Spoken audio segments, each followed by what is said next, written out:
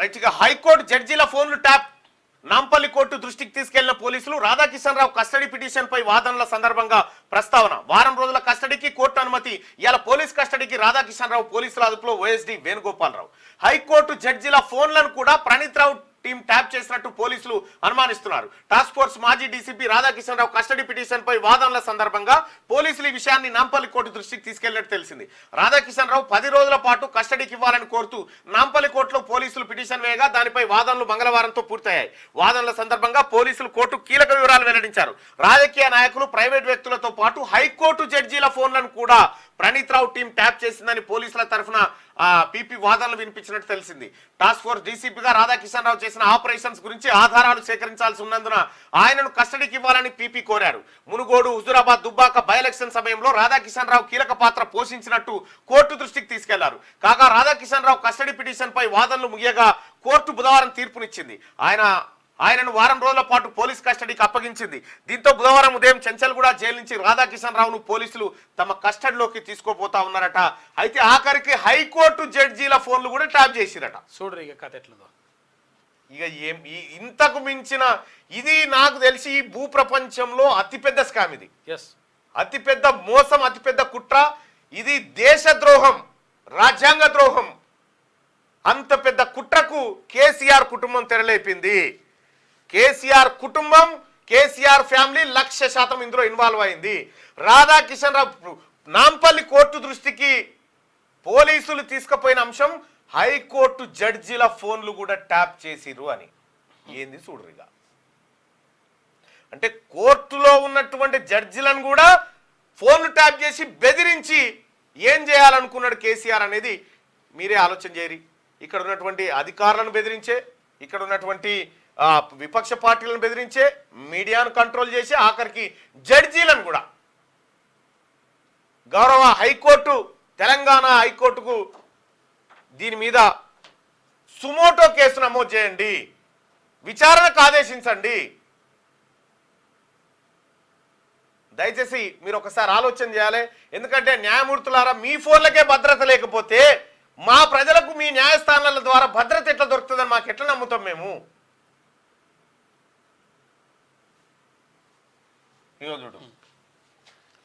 నాంపల్లి కోర్టుకు దృష్టికి తీసుకెళ్ళిన పోలీసులు హైకోర్టు జడ్జీల ఫోన్లు కూడా ట్యాప్ చేసిరట ఉంటుంది 100%. ఇంత దారుణమైగా ఫోన్ ట్యాపింగ్ మీద కాదు వాటర్ ట్యాప్లపై దృష్టి పెట్టండి మరి ఫోన్ ట్యాపింగ్ మీద ఎవరు పెడతారా నీ అయ్యే పెడతాడా పెట్టొద్దట పెడితే దొరుకుతారు కదా ఫోన్ ట్యాపింగ్ల మీద వాటర్ ట్యాప్ల ఫోన్ ట్యాపింగ్ల మీద కాదు వాటర్ ట్యాప్ల మీద దృష్టి పెట్టండి రావడం అంటుండే నువ్వు యతిప్రాసాలు బాగానే నేర్చినావు కానీ తమ్మి రామా నిన్ను షీరి చింతకు కడతారు నీ టైం దగ్గరకు వచ్చింది అయిపోయింది నీ దుకాణం నువ్వేమన్నా ప్రత్యేక మనవి ఫస్ట్ విన్ పాస్పోర్ట్ జప్తు చేయరి ప్రాజెక్టులో నీళ్లున్నా కావాలనే ఈ ప్రభుత్వం ఇస్తలేదు పాస్పోర్టుల్లో నీళ్ళు ఏది మొత్తం ప్రాజెక్టులో నీళ్లున్నాయి అంటున్నావు కదా ఓ పని చేయి కాళేశ్వరం మేడిగడ్డ కాడిపో మేడిగడ్డ కాడిపోయి అంగిలాగి ఇప్పి అందులో ఒకటి ఇట్లా దుంకు ఈత కొట్టు నీళ్లుంటే బతుకుతావు లేకపోతే వీక్తావు అంతే ఇంకేంది గుండు బిల్లు తలుగుతాయి నీళ్ళు లేకపోతే గుండు బిల్లు తలుగుతాయి అలా దుంకు ఇట్లా ఎట్లయినా స్విమ్మింగ్ వస్తుందిగా వస్తుంది నీళ్లుంటేనే బతుకుతావు లేకపోతే వీక్తావు ఏదో ఒకటి చెయ్యి ఏ ప్రాజెక్టో చెప్పానులా దుంకుదు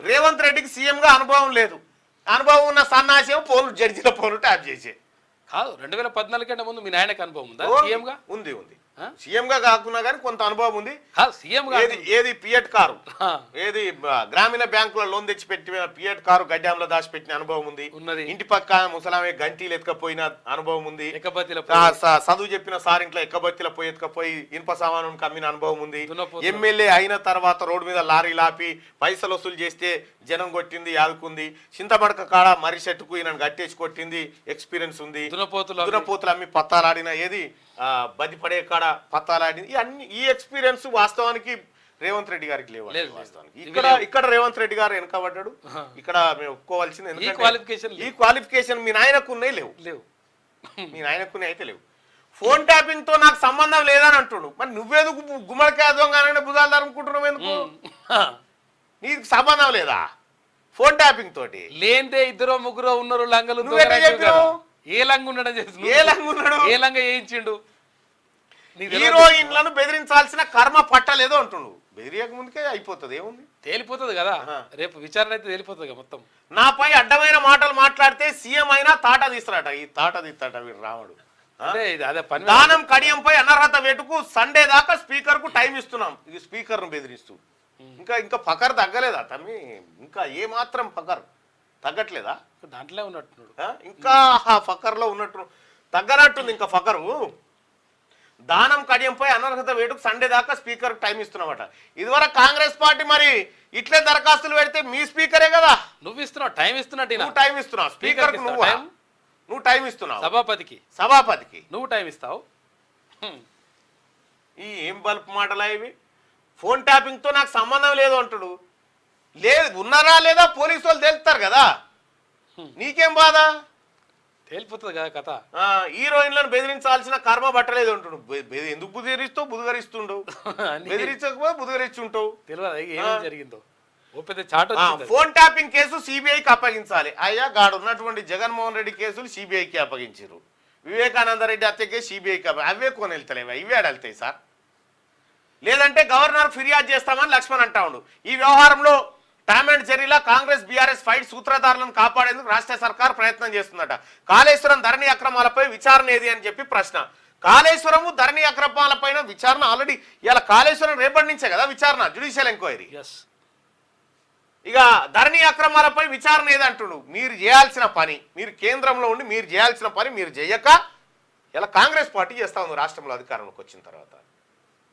ఇక్కడ ఫోన్ ట్యాపింగ్ కేసు సిబిఐకి అప్పగిస్తే ఏమవుతుందో ఒకసారి అడుగుదాం లక్ష్మణ్ గారు. మీరు చెప్పిన మాటనే ప్రజలను అడుగుదాం.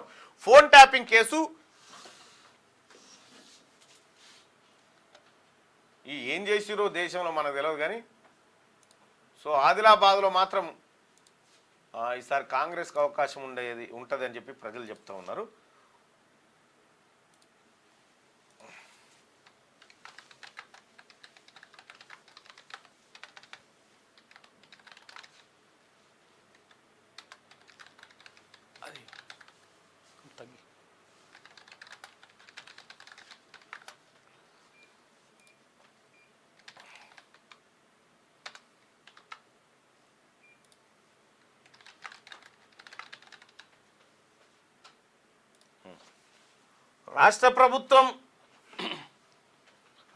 రాష్ట్ర ప్రభుత్వం చేస్తే బెటరా ఫోన్ ట్యాపింగ్ వ్యవహారంలో విచారణ, లేకపోతే కేంద్ర ప్రభుత్వం చేస్తే బెటరా అనేది ఒకసారి మీ అభిప్రాయాన్ని తెలియజేయండి. ఫోన్ ట్యాపింగ్ కేసును ఎవరు విచారిస్తే న్యాయం జరుగుతుంది? సిబిఐయా రాష్ట్ర ప్రభుత్వమా?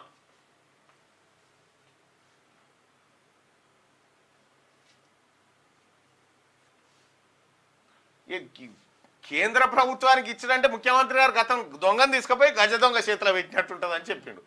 ఈ కేంద్రానికి ఇస్తే కథం చేస్తారు, అది దుకాణమే బంద్ అయిపోతుంది.